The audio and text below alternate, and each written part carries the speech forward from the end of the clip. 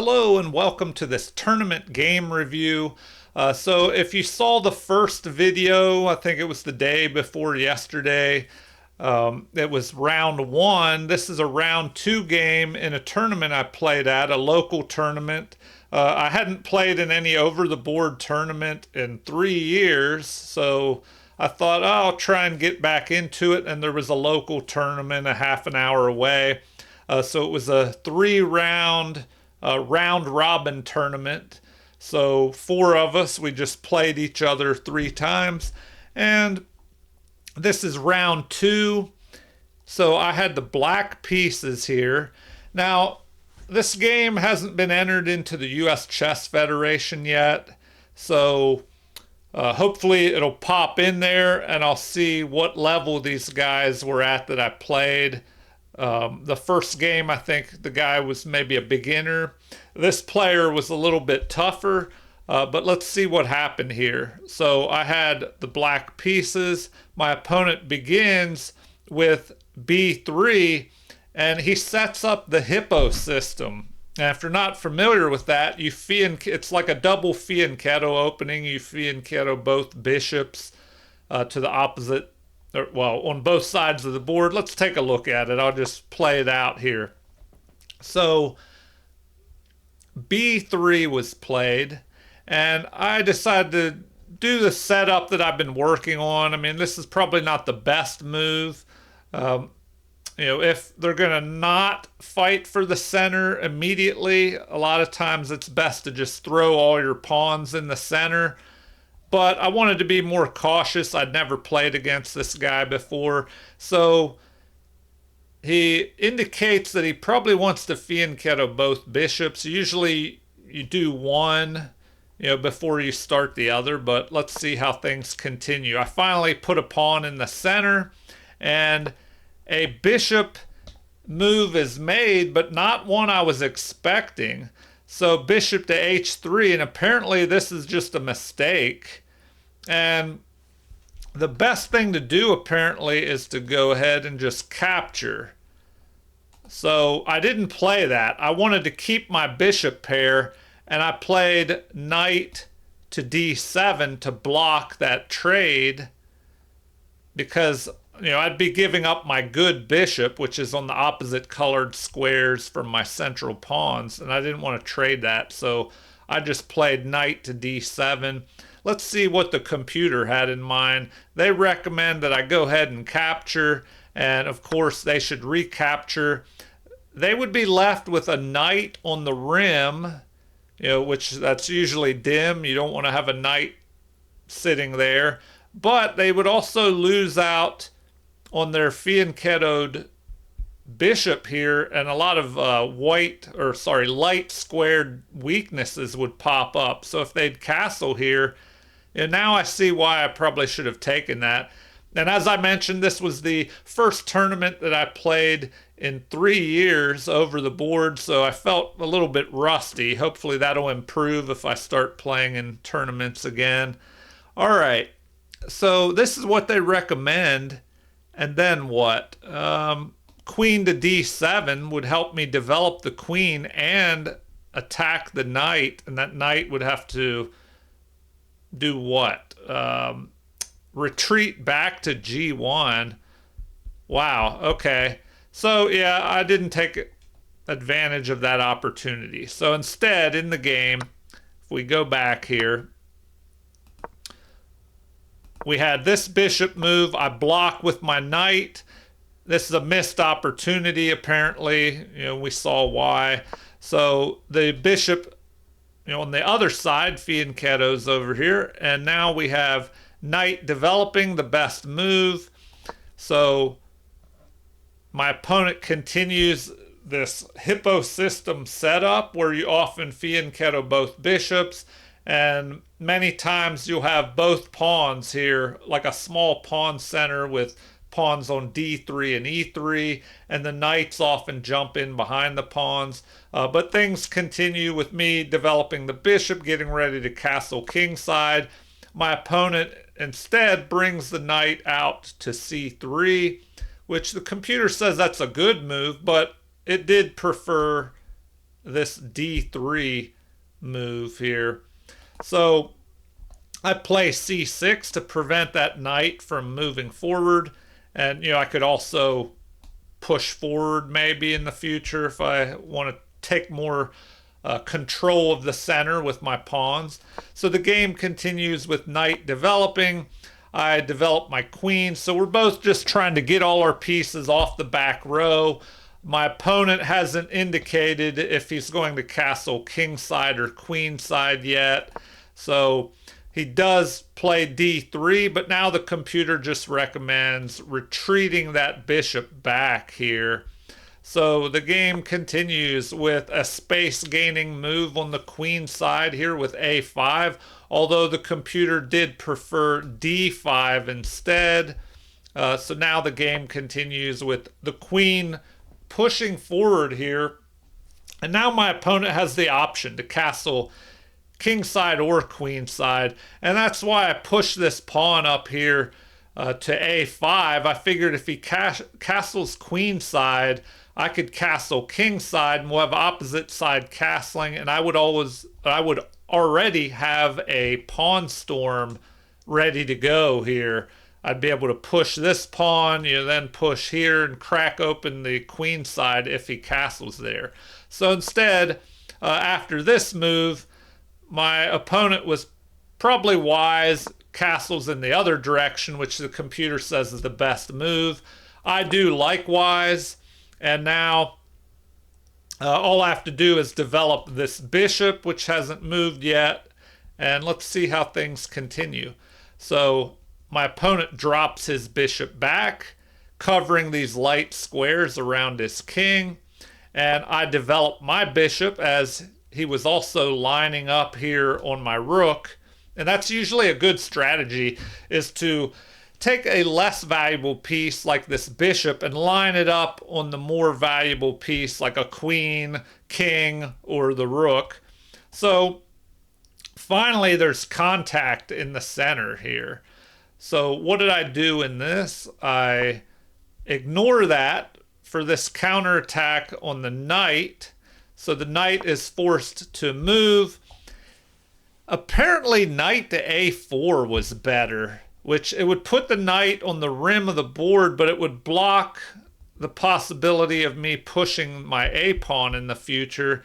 And here, this allows me to take the knight. The bishop would have to recapture, and then I have a little bit of initiative chasing the bishop away.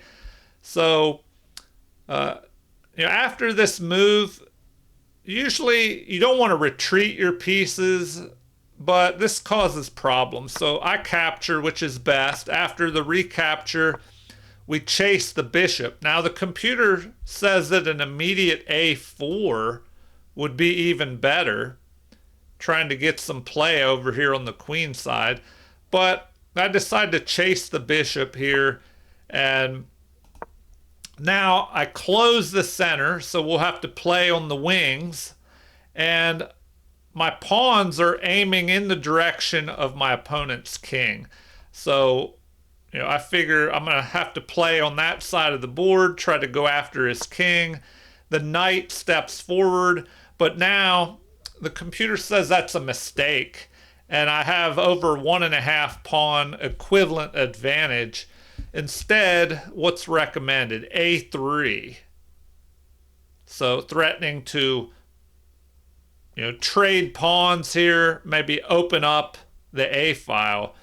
But after that knight move, first I attack the bishop. And what is even better, the computer says that just improving the position of the knight would have been a little bit better. So the bishop is forced to retreat.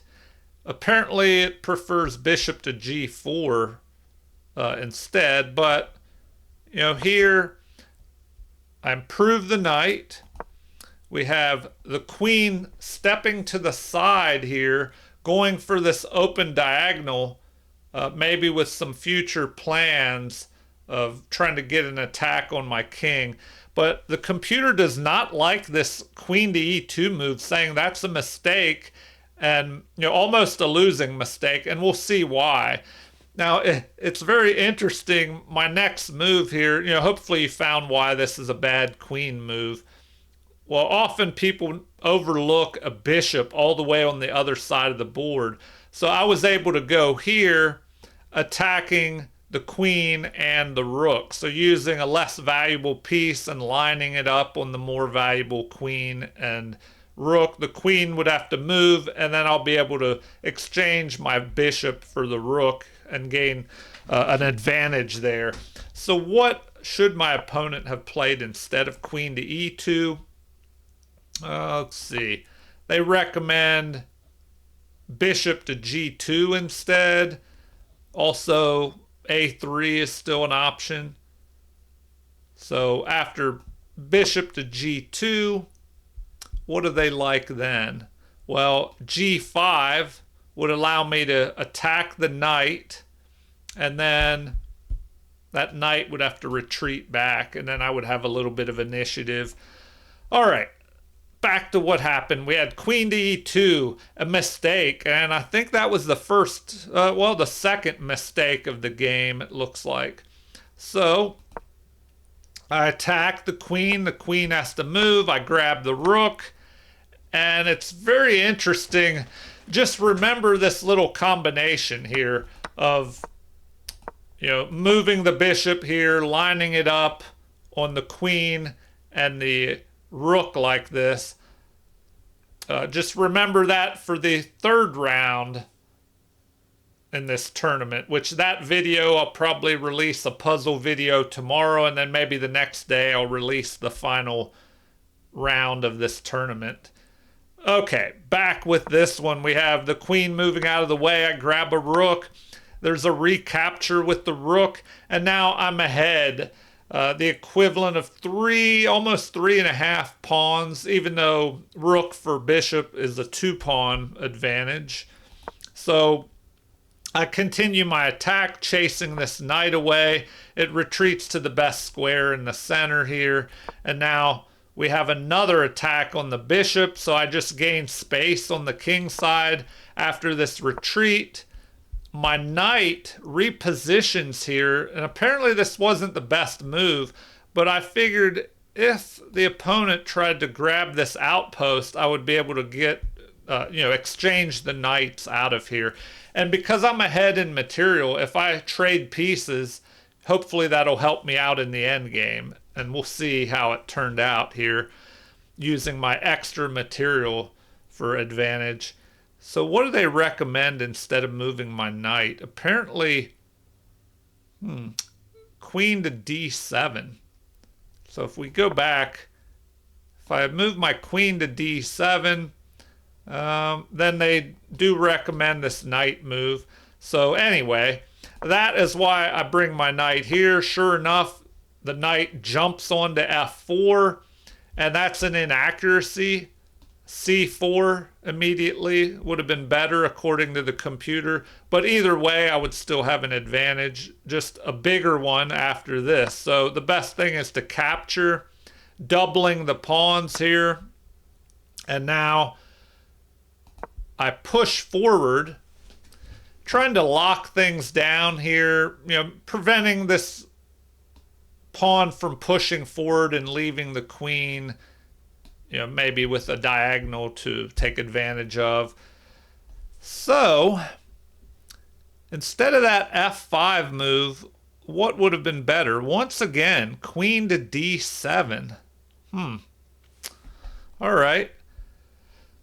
Well, the game continues with the opponent retreating their queen back, perhaps with, well, not entirely sure why they made this move. If they were thinking about pushing this, I could just capture either way, towards the center or away from the center, but it would just give me a free pawn and an attack on the bishop. So, not sure about that queen move. The computer once again recommends pushing the c4 or the pawn to c4. So the game continued. with a pawn push to h5, gaining more space on the king side there. And now the best move is found by my opponent, blocking any further pushes of my h-pawn. Now I have to decide, do I want to capture en passant? I didn't want to do that because if I captured, my opponent could capture with their bishop and it kind of would open holes up around my king. So I decide to reposition my queen, lining it up on the opponent's king, preventing them from being able to push their f-pawn. But once again, they can't really do that, I guess. If they push there, I could just go ahead and capture, and shut everything down, just grab an extra pawn. The computer actually preferred a4, attacking on the queen side here. So things continue with my opponent taking the opportunity, finding the best move, finally playing that c4 pawn push. And I capture en passant, which is the best move according to the computer. After the recapture, we have bishop to f6. A good move, but apparently bishop up to b4, attacking their unprotected bishop, would have been better. So the queen creates a battery, applying pressure here, but it's well guarded at the moment. So things continue with the pawn push here. I wanted to get rid of my backwards pawn on that half open file, but it looks like it would have been better to just bring my rook over to this half open file. So the things continue with a capture, queen recaptures, and now we have an exchange of bishops here. After I recapture, the game continues with a pawn push. Now this is a mistake according to the computer. Rook to c1 would have been better, which is what I thought my opponent was going to play. I thought they would have, let's take a look at this, attacked my queen, and then the best move apparently is what? Queen to d6, it looks like. Just keeping that queen centralized and behind the passed pawn. Maybe thinking about pushing forward, but their queen could go here as well. So, I don't know. The game would have been a bit closer if that continuation would have occurred. So in the game, we have a3, a mistake. And let's see, what is the best way to take advantage of the mistake? It looks like maybe immediately pushing this pawn and going for a passed pawn here up the board. Instead, I decide to control the open file, preventing them from being able to put their rook there. So now we have an attack. Remember, if you're behind in material, which my opponent is, it's good to trade off pawns if you can. So this is the best move in the position. I capture, recapture. Now, queen to c4 apparently is the best move. I don't want to take because that'll just help them take my valuable passed pawn here. So I just push forward, finding the best move. And from here, I can hopefully escort my pawn further up the board. My opponent decides to place the queen behind their passed pawn. Maybe the rook move would have been a little bit better. What do they recommend? Yes, they recommended rook to b1 instead, placing the rook behind the passed pawn, and maybe trying to threaten a push forward. But now my extra rook versus their bishop, which is trapped in here anyway, it's really going to start showing here in this endgame. So I push forward, offering a queen trade because I'm ahead in material, so the more pieces I trade, that should help me in the endgame. Once again, d4 immediately was a better move here. So things continue with the queen trade and inaccuracy. It looks like it would have been better to play queen to e2, avoiding further piece trades, which would help me in the endgame. So now we have the recapture, rook behind the passed pawn. I get in front of this passed pawn to blockade and thinking, well, at some point I can attack with both rooks. But what did they recommend here? Rook at A to C8. And I thought about this in the game. That probably would have been the better move, doubling the rooks and threatening to push here and trade the rooks off. But I wanted to blockade the pawn, so I move up here. Once again, it would have been better to immediately play d4. So we have the bishop trying to get onto this active diagonal and defend the passed pawn. So finally I played d4, but king to f7, it looks like was a little bit better. So things continue with the rook attacking my unprotected pawn.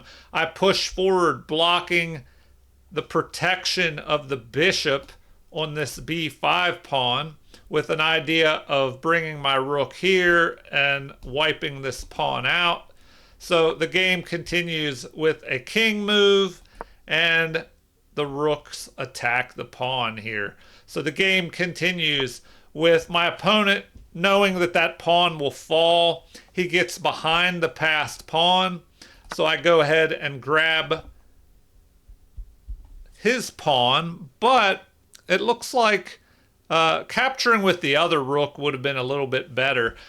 The reason I didn't, I wanted to leave a rook here in case my king starts getting checked and I can move up to the third rank and have a rook protecting me. So the game continues with my opponent finding the best move in the position, getting rid of that passed pawn at the cost of a bishop for 2 pawns. So after capture and recapture, I end up with an extra rook for my opponent's extra pawn. So what would have been best here?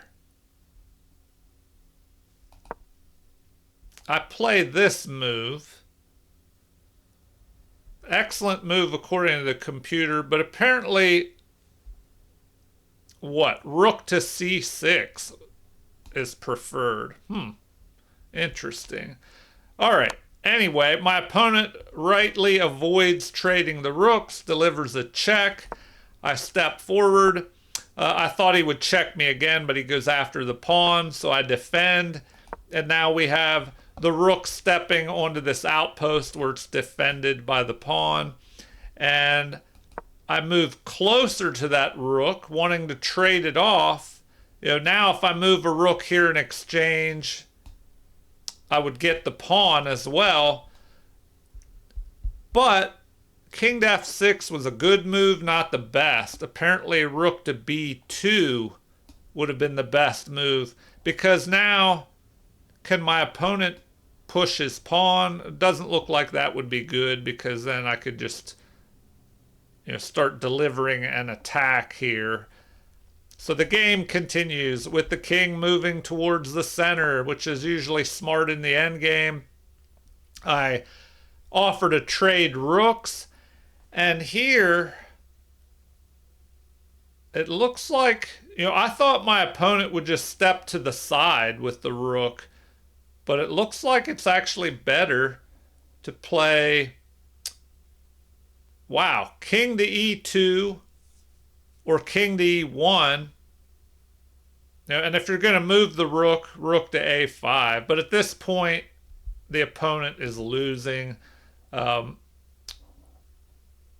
game continued with a retreat, and that just kind of made it easier for me. I just exchange off the rooks. Now I have an extra rook in the endgame. I start activating my king, and the game continues here.